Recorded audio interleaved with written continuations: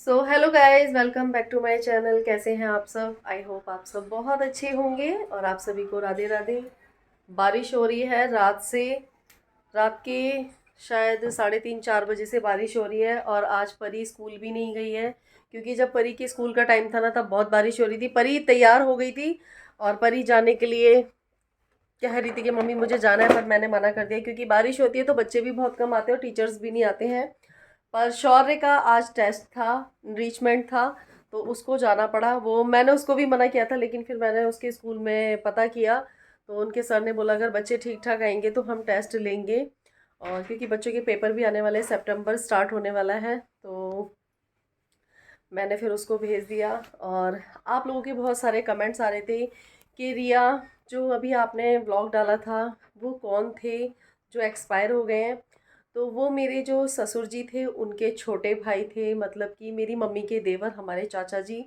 तो अभी कोई ज़्यादा एज नहीं थी उनकी। और आप समझ सकते हैं जब इंसान अपने काम वगैरह पूरे करके जाता है तो इतना, शायद देखो, जाने का दुख तो सबको होता है, लेकिन जब इंसान अपने बहुत सारे काम अधूरे छोड़ के जाता है और बच्चे भी इतने समझदार नहीं होते तो बहुत ज़्यादा इन सब चीज़ों की लगती है। और काफ़ी सारे कमेंट्स आ रखे थे कि रिया आपका रक्षाबंधन व्लॉग नहीं है। तो आप लोगों को पता ही है कि अभी चाचा जी एक्सपायर हुए हैं, तो अभी उनको गए हुए सिर्फ 8 दिन हुए हैं, मतलब कल 8 दिन हुए, आज 9वां दिन है, शनिवार को 13वीं होगी। तो इस बीच जो त्योहार होते हैं वो नहीं मनाए जाते हैं, तो हम लोगों ने राखी का त्योहार इस बार नहीं मनाया है। मेरी ननद भी नहीं आई है और ना ही मैं अपने घर गई हूँ, तो इसीलिए राखी का कोई व्लॉग नहीं आया, राखी की कोई भी इंस्टा पे वीडियो नहीं आई है। कई लोगों ने इंस्टा पे आईडी पूछी है, तो रिया रजावत इंडियन ब्लॉगर के नाम से ही मेरी आईडी है। इतने सारे कमेंट्स आते हैं, मैं आप लोगों के कमेंट्स पढ़ती रहती हूँ। और व्लॉग की रही बात, तो व्लॉग में समझ भी नहीं आता मैं क्या बनाऊँ, क्योंकि इस टाइम जो लाइफ है ना बहुत ज़्यादा बोरिंग हो गई है। मतलब घर में क्या है, मम्मी भी है नहीं और हम लोगों का क्या है, बच्चे स्कूल चले जाते हैं, तो मैं घर में बस अकेली रहती हूँ। तो मुझे समझ नहीं आता है कि मैं व्लॉग में क्या बनाऊँ। और शायद देखते हैं, अगर मुझे गाँव जाना पड़ेगा तो मैं थोड़ा बहुत आप लोगों के साथ गाँव का व्लॉग शेयर करूँगी। और इस टाइम जब कोई घर में ख़त्म हो जाता है तो उस टाइम पे घर पे कोई भी काम नहीं करते हैं, ना ही मतलब ज़्यादा किसी के घर जाते हैं, ना बाहर बैठते हैं, ना उठते हैं। बहुत सारी चीज़ें ऐसी होती हैं, जो लोग फॉलो करते होंगे उनको पता होगा। अभी मेरा सिलाई का भी इतना सारा काम पड़ा है, मैं आप लोगों को दिखाती हूँ। ये देखिए, सिलाई का मेरा इतना सारा काम पड़ा हुआ है, बट अभी मशीन नहीं चला सकते हैं, तो इसलिए मैं सिलाई का भी काम नहीं कर रही हूँ। चलिए मैं आप लोगों को परी से मिलवाती हूँ। और आप सभी को हैप्पी रक्षाबंधन। मैं बातों बातों में भूल गई, तो हैप्पी रक्षाबंधन आप हैप्पी सभी को। रक्षाबंधन आप सभी को। आप सभी को हैप्पी रक्षाबंधन। और हाँ, मैंने एक छोटी सी वीडियो डाली थी जिसमें आप लोगों ने मुझसे पूछा था कि रिया क्या हुआ, हमें समझ नहीं आया। तो मैं आप लोगों को बताती हूँ। जो मैंने एक छोटा सा लाइव भी आई थी, शायद पता नहीं लाइव मैंने शेयर की थी या नहीं, तो मैंने इंस्टा पे भी डाली थी। तो कई लोगों ने मुझसे इंस्टा पे भी कमेंट्स किए हैं और कई लोगों ने मुझसे ये भी पूछा है कि रिया क्या हुआ। तो हमारे यहाँ पे जिस स्कूल में पहले परी पढ़ती थी ना, मतलब अभी 8th तक परी जिस स्कूल में पढ़ी है, उस स्कूल की गली में एक 10 साल की लड़की है। 10 साल की लड़की के साथ, एक बच्ची के साथ, लड़की क्या बच्ची के साथ एक 28 साल के युवक ने अ, बलात्कार किया है। और मतलब बहुत ही घिनौना काम है, इसको बहुत ही घिनौनी घिनौनी हरकत बोलेंगे। और उसको बचाने के लिए उसके माँ बाप ने उसका सपोर्ट किया। तो उस दिन हमारे यहाँ पे काफ़ी सारी भीड़ लगी थी, काफ़ी पुलिस वाले आए थे, लेकिन उसके घर वालों ने पुलिस वालों को पैसे खिला दिए, लड़की को डराया धमकाया, और लड़की का जो मेडिकल होता है वो भी लोगों के आगे नहीं आने दिया। तो मुझे ऐसा लगता है कि जो दिल्ली पुलिस है या फिर जो पुलिस पुलिस है, तो इन सब चीज़ों में, गलत चीज़ों में इस तरीके से नहीं करना चाहिए। किसी के बच्चे की अगर मतलब रक्षक ही भक्षक बन जाएंगे तो आगे कैसे चलेगा? एक लड़की कभी भी अपने आप को महफूज नहीं समझेगी। लड़की सही में कहीं भी सेफ नहीं है, चाहे वो घर हो, बाहर हो, हॉस्पिटल हो। और निर्भया वाला जो केस है वो देखिए बस में हुआ था। तो मुझे समझ में नहीं आता है कि एक लड़की ऐसे डर डर के कब तक जिएगी। और 10 साल की बच्ची, उसकी हालत बहुत ज़्यादा ख़राब हो गई थी। लड़की को डराया धमकाया कि अगर तुमने अपनी मम्मी पापा को बताया तो हम तुम्हारे मम्मी पापा को मार देंगे।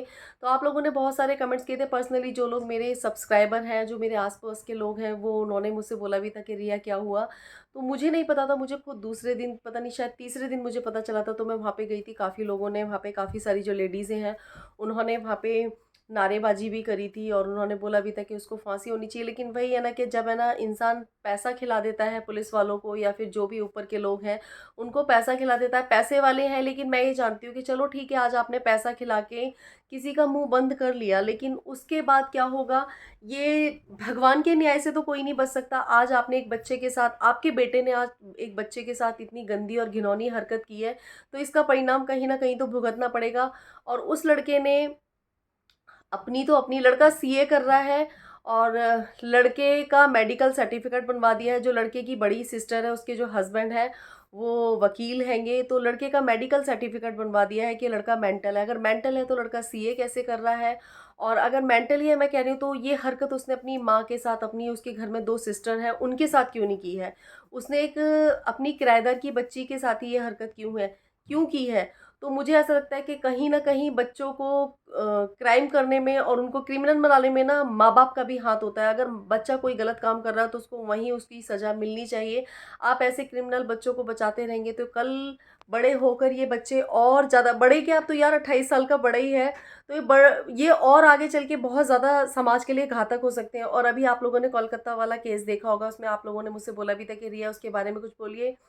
मौमिता के लिए मेरी दिल से श्रद्धांजलि है। मैं वीडियोस देख रही हूँ, मतलब मुझे ऐसा लग रहा है कि मतलब इंसान में इंसानियत बिल्कुल ख़त्म हो चुकी है और इंसान को ये नहीं लगता है कि हम क्या कर रहे हैं। देखो, क्या बोलूँ, मतलब शब्द ही नहीं है कि इतना गलत करने पर भी उनको ये नहीं लगा। हमें सोच के भी ना हमारी रूह काँप रही है। और जो इंसान ये सब हरकतें कर रहे थे तो उनको एक बार भी तरस नहीं आया कि हम ये क्या कर रहे हैं, ठीक है? हम ये क्या कर रहे हैं। और कल रक्षाबंधन था तो मतलब लोग है ना, रक्षाबंधन पे जब बहनों से राखी बंधवाते हैं तो वो ये सोच के बंधवाते हैं कि हम अपनी बहनों की रक्षा करेंगे, लेकिन ऐसा होता नहीं है। आज के टाइम में ना रक्षक ही भक्षक भी बन जाते हैं। तो पता नहीं क्या होगा कि आज आज के टाइम में ना तो एक 2 साल की, चलो बड़ी लड़कियों के लिए बोल देते हैं या फिर औरतों के लिए बोल देते हैं कि वो अपना अंग प्रदर्शन कर रही है, बोल देते हैं कि उन्होंने ऐसा कपड़ा पहना, उनका ऐसा कपड़ा पहन, उसने ऐसा कपड़ा पहना। अभी मेरे मायके में भी 2 साल की बच्ची के साथ रेप हुआ है, वो भी क्या बोलूँ, 3-4 लोग थे और वो लड़की ऑन द स्पॉट ही ख़त्म हो गई थी। पता नहीं लोगों को ये सब घिनौने काम करने में शर्म भी नहीं आती और उनकी जो अंदर की इंसानियत, उनकी आत्मा उनसे कुछ कहती नहीं कि हम ये कितना गलत काम कर रहे हैं और इसका रिजल्ट क्या होगा और उस बच्चे पे क्या बीत रही होगी। जब भी मैं ये चीज़ें सोचती हूँ ना तो मेरी ना अंदर से रूह काँप जाती है, मेरे रोंगटे खड़े हो जाते हैं। लेकिन जो ये सब काम करते हैं वो सच में वो इंसान नहीं है, वो राक्षस ही हैं जो इस तरीके की घिनौनी हरकत करते हैं। पहले लोग कहते थे कि बेटी बचाओ बेटी पढ़ाओ, और बेटी बचाने के बाद क्या, बेटी पढ़ाने जब हम बाहर भेजते हैं या बेटी हमारी पढ़ने जाती है तो क्या हमारी बेटी सेफ़ है? या हम कहते हैं कि बेटियों को पढ़ाओ, उनसे जॉब करवाओ, क्या हमारी बेटी कहीं पे सेफ़ है?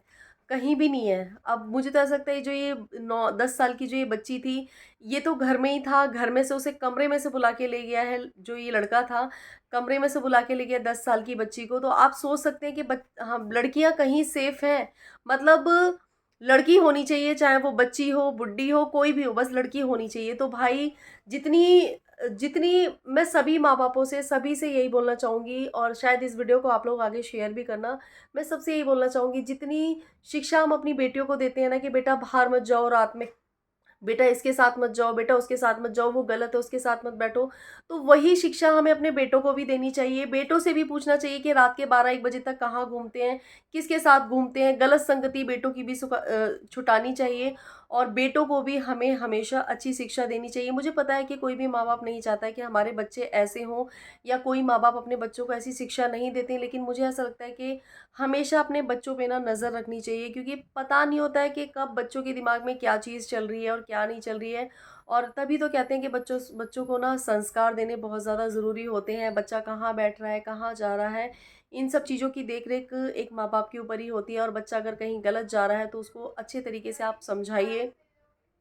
मुझे पता है कि पहले के अपेक्षा ना अब का माहौल बहुत ज़्यादा चेंज हो चुका है। और सबसे ज़्यादा जो चीज़ें हैं, मोबाइल ने, कई लोगों से मेरी बात हुई थी, उन्होंने बोला कि मोबाइल की वजह से बिगड़ चुके हैं बच्चे, क्योंकि मोबाइल में ऐसी बहुत सारी चीज़ें दिखाई जाती हैं जिसको बच्चे देख के कहीं न कहीं उनके मन में कुछ चीज़ें चलने लगती हैं। तो मैं यही बोलूँगी, मोबाइल में बहुत सारी अच्छी चीज़ें भी होती हैं। अगर आप, ये आपके ऊपर डिपेंड करता है कि आप अच्छी चीज़ें लेना चाह रहे हो या फिर आप बुरी चीज़ें लेना चाह रहे हो। और कोलकाता वाली जो लेडी डॉक्टर है, मैं सही बता रही हूँ, मुझे उनकी जब उस दिन वो भी जब 4-5 दिन हो गए थे, मैंने तब उनकी वीडियो देखी थी, जब मुझे कई लोगों ने बताया, मैंने देखा ना, सच में मेरी रूह काँप गई कि बताओ मतलब कैसे लोग कर लेते हैं ये सब चीज़ें, कैसे कर लेते हैं? मतलब उनके अंदर इंसानियत बिल्कुल ख़त्म हो चुकी है। मतलब इंसान है ना, आगे के टाइम में ना लोग हैं ना, लड़कियाँ पहले पैदा कर कहते थे लड़की होती है तो बड़ी खुशी होती है, और अगर इस तरीके से होगा लड़कियों के साथ तो कोई लड़की पैदा ही नहीं करेगा, और शायद एक दिन लड़कियों की जो है ना, लड़कियां ख़त्म ही हो जाएंगी, क्योंकि बाहर निकलने से लड़कियां डर रही हैं, पैदा होते ही लोग कोख में मार देते हैं। दूसरी बात, लड़कियां पढ़ाई करने जा रही हैं, बाहर जा रही हैं, तो लड़कियों के साथ इतने गलत काम हो रहे हैं। आप खुद ही देखिए, अब तो मैं कह रही हूँ, पहले तो चलो बड़ों के साथ हम रेप की घटनाएं सुनते थे, अब तो छोटी बच्चियों के साथ रेप की घटनाएं इतनी सारी हो रही हैं। और अभी जल्दी जल्दी में मैंने इतनी सारी रेप की छोटी छोटी बच्चियों के साथ घटनाएं सुनी है, जिनको सुन के ना हमारी रूह कांप जाती है। कहीं न कहीं ये लगता है कि लोग है ना, इस तरीके की दरिंदगी कैसे कर लेते हैं, उनके अंदर इंसानियत बिल्कुल ख़त्म हो चुकी है।